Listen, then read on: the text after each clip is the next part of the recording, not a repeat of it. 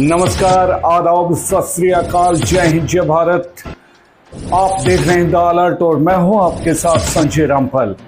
करते हैं फटाफट खबरों की तरफ रुख। सबसे पहले हम लेते हैं विधायक ने क्या कहा। पर्यावरण संरक्षण को लेकर मियावाकी पद्धति से दादरी जिला बनेगा हरा भरा, सुनील सतपाल सांगवान। नेशनल हाईवे, स्कूलों और पंचायती जमीन में लगेंगे 35 प्रजातियों के पौधे। अब खबर विस्तार से। चरखी दादरी विधायक सुनील सतपाल सांगवान ने कहा कि प्रधानमंत्री श्री नरेंद्र मोदी ने हमेशा भारत के आवाम के हित में जन सेवा के लिए अभियान चलाए। उनके 75वें जन्म दिवस के अवसर पर पूरे मुल्क में सेवा पखवाड़ा की शुरुआत की गई है। इसी के तहत पर्यावरण संरक्षण के लिए मियावाकी पद्धति द्वारा पौधारोपण अभियान दादरी में आरंभ किया जाएगा। जी हां, विधायक सुनील सांगवान शुक्रवार को वन विभाग द्वारा आयोजित जिला स्तरीय कार्यक्रम में मुख्य अतिथि के तौर पर शरीक हुए।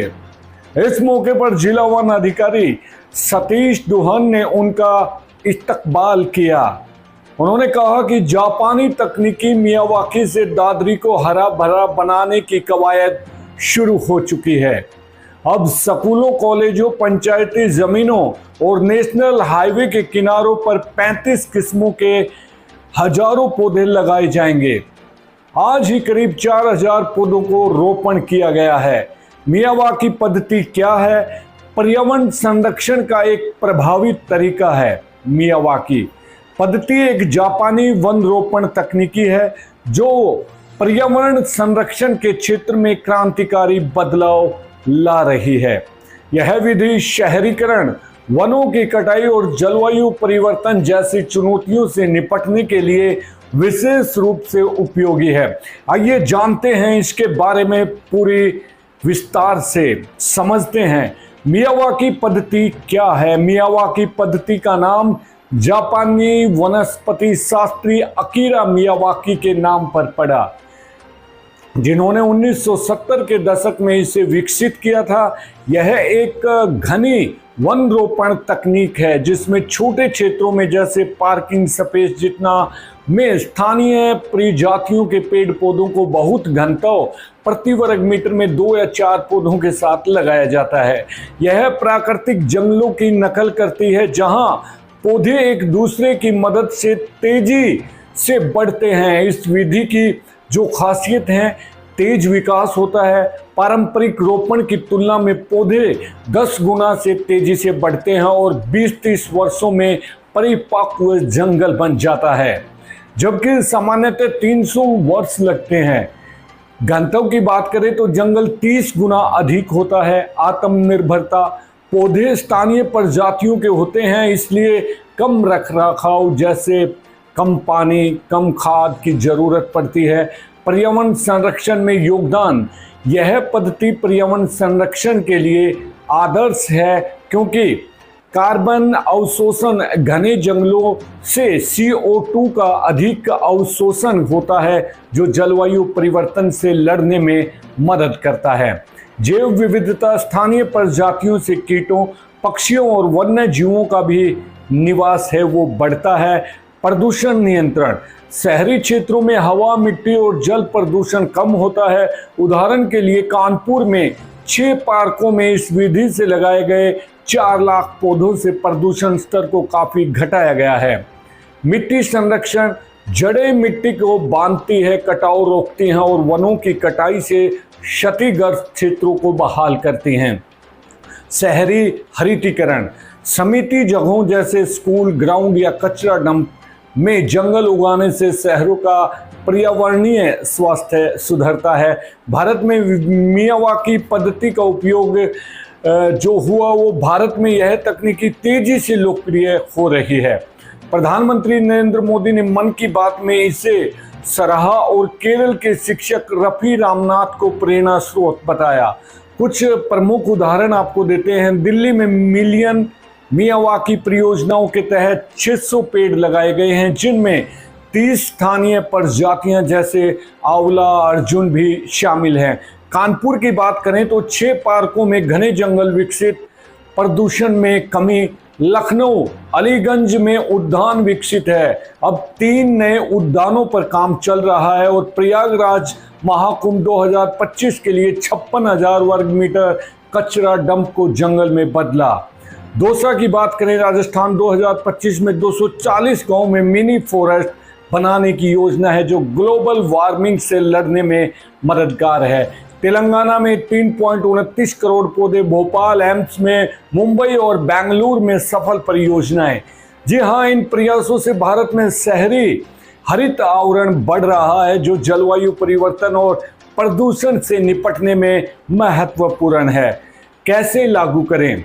जी हां, साइट तैयारी, मिट्टी को साफ करें, जैविक खाद मिलाएं, प्रजाति का चयन करें, 3 स्तर पर छोटे, मध्यम, बड़े पेड़ की स्थानीय प्रजातियां चुनें। रोपण है वो घनत्व से लगाएं, मल्च यानी कि सूखी घास से ढकें। रख रखाव, पहले 1-2 वर्ष पानी दें, फिर प्राकृतिक रूप से बढ़ने दें। नुकसान या चुनौतियां, कुछ विशेषज्ञ इसे संदेहास्पद मानते हैं। प्रारंभिक रखरखाव महंगा है, सभी क्षेत्रों में स्थानीय प्रजातियां उपलब्ध न हो, लंबे समय में जैव विविधता पर प्रभाव का आंकलन बाकी है, फिर भी लाभ अधिक है। यदि आप अपने क्षेत्र में लागू करना चाहें तो स्थानीय वन विभाग या एनजीओ से संपर्क कर सकते हैं। यह पद्धति केवल पर्यावरण बचाती है बल्कि भविष्य की पीढ़ियों के लिए एक हरा भरा विरासत भी छोड़ती है। सुनील सांगवान ने कहा है कि जब वे सुनारिया जेल में जेलर थे तब इस तकनीकी से 2000 वर्ग गज जमीन पर 5000 पौधे लगाए गए थे। प्रधानमंत्री नरेंद्र मोदी ने भी मियावाकी विधि की सराहना की है। उन्होंने एक पेड़ माँ के नाम अभियान की भी चर्चा करते हुए कहा है कि जैसे माँ अपने बच्चों का पालन करती है उसी तरह हमें पौधों को संवारना होगा। इस मौके पर वन अधिकारी हेमंत, जिला समन्वयक बबीता शोरान, अध्यापक, विद्यार्थी इस कार्यक्रम में मौजूद रहे। सड़कों के मरम्मत में तेजी, निर्माण सामग्री की क्वालिटी रहे खास नजर, उपायुक्त मुनीश नागपाल।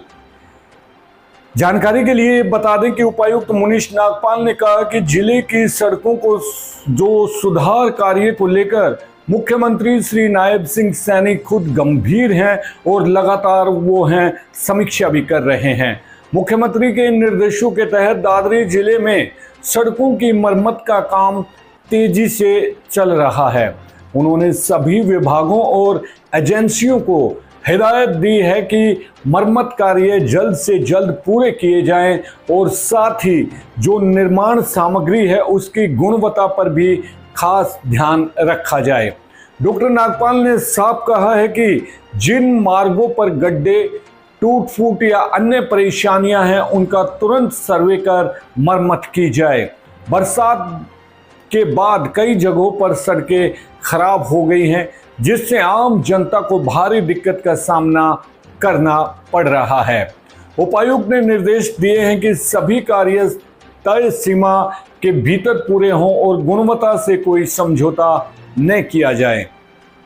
मुख्यमंत्री के आदेशों के अनुसार लोक निर्माण विभाग, नगर परिषद और अन्य एजेंसियों की ओर से शहर ही नहीं बल्कि ग्रामीण इलाकों की सड़कों पर भी काम किया जा रहा है। अब तक कलियाना, घसोला, भागवी, कन्हटी, गोठड़ा, बहू, ढाणी, फोगाट, पातुआस, परशुराम चौक, लोहारू चौक, परशुराम चौक, तिकोना पार्क और काठ मंडी मुख्य सड़कें की जो मरम्मत है वो पूरी की जा चुकी है। NHAI की सड़क पर जांच के आदेश। उपायुक्त ने समस्तपुर चौक से महेंद्रगढ़ चौक तक राष्ट्रीय राजमार्ग प्राधिकरण या NHAI द्वारा तैयार सड़क की जांच के आदेश दिए हैं। इस निर्माण कार्य में घटिया सामग्री इस्तेमाल होने की शिकायत मिली थी और इसे लेकर एक अखबार में खबर भी प्रकाशित हुई थी। इसकी जांच की जिम्मेदारी SDM योगेश सैनी को सौंपी गई है। 26 सितंबर को होगी जिला कष्ट निवारण एवं परिवेदना समिति की बैठक, कृषि एवं किसान कल्याण मंत्री श्याम सिंह राणा करेंगे अध्यक्षता। अब खबर आपको विस्तार से बताते हैं। उपायुक्त डॉक्टर मोनीश नागपाल ने जानकारी देते हुए बताया कि आने वाली 26 सितंबर को जिला कष्ट निवारण एवं परिवेदना समिति की बैठक का आयोजन किया जाएगा। इस बैठक की अध्यक्षता हरियाणा के कृषि एवं किसान कल्याण मंत्री श्री श्याम सिंह राणा करेंगे। उन्होंने जानकारी देते हुए बताया कि बैठक सुबह 11 बजे लघु सचिवालय के प्रथम तल स्थित सभागार में होगी। बैठक के दौरान समिति के समक्ष रखी गई शिकायतों को भी सुना जाएगा और उनके त्वरित निपटारे का भी प्रयास किया जाएगा। उपायुक्त ने बताया कि मंत्री जी के समक्ष कुल 15 शिकायतें रखी जाएंगी, जिनमें 1 लंबित और 12 नई शिकायतें भी शामिल हैं। अधिकारियों ने राजनीतिक दलों के संघ की बैठक, बूथ लेवल एजेंट की नियुक्ति जल्द से जल्द करने के निर्देश। जिला निर्वाचन अधिकारी एवं उपायुक्त डॉक्टर मोनीश नागपाल के निर्देश पर एसडीएम योगेश सैनी व आशीष सांगवान की अध्यक्षता में लघु सचिवालय सभागार में राष्ट्रीय व राज्य स्तरीय पर मान्यता प्राप्त राजनीतिक दलों के प्रतिनिधियों की अहम बैठक आयोजित की गई है। बैठक का जो मुख्य उद्देश्य है, मतदाता सूची को और अधिक पारदर्शी बनाना तथा नागरिकों को मतदान के प्रति जागरूक करना रहा। अधिकारियों ने कहा कि निर्वाचन कार्य की पारदर्शिता और विश्वसनीयता तभी सुनिश्चित हो सकती है जब राजनीतिक दल सक्रिय भूमिका निभाएं। उन्होंने स्पष्ट किया है कि मतदाता सूची से पात्र मतदाता का नाम छूटना या अपात्र नाम का शामिल होना लोकतांत्रिक प्रक्रिया के लिए घातक है। इसे रोकने के लिए आवश्यक है कि प्रत्येक मतदान केंद्र पर दल अपने बूथ लेवल एजेंट BLA की नियुक्ति करें।